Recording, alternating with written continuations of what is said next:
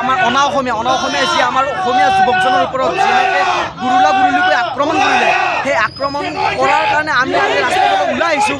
কাৰণ বিহাৰী সমাজৰ আমাৰ অসমত থাকি আমাৰ অসমীয়াৰ ওপৰত হাত উঠাবলৈ তেওঁলোকে ক'ত সাহস পালে, আমাৰ এইটো প্ৰশ্ন।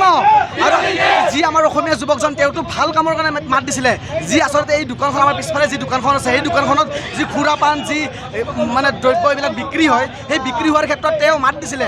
আচলতে মাত দিয়া কামটো আছিলে আইন প্ৰশাসনৰ, কিন্তু আইন প্ৰশাসনে সেই বস্তুটো দেখা নাপালে।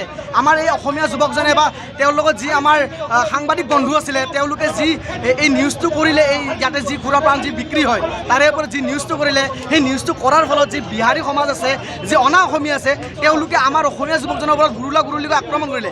এতিয়া মেইন কথাটো চাওক, এই অসমখন আমাৰ অসমীয়াৰ, আমি অসমৰ আমি অসমীয়া, অসমখন আমাৰ জন্মভূমি হয়, আমাৰ মাতৃভূমি হয়। আৰু মাতৃভূমিত আৰু আমাৰ জন্মভূমিত যদি আমি অসমীয়াই সুৰক্ষিত নহয়, আমি ক'ত সুৰক্ষিত থাকিম? আমি ক'ত সুৰক্ষিত থাকিম? জয় অসম!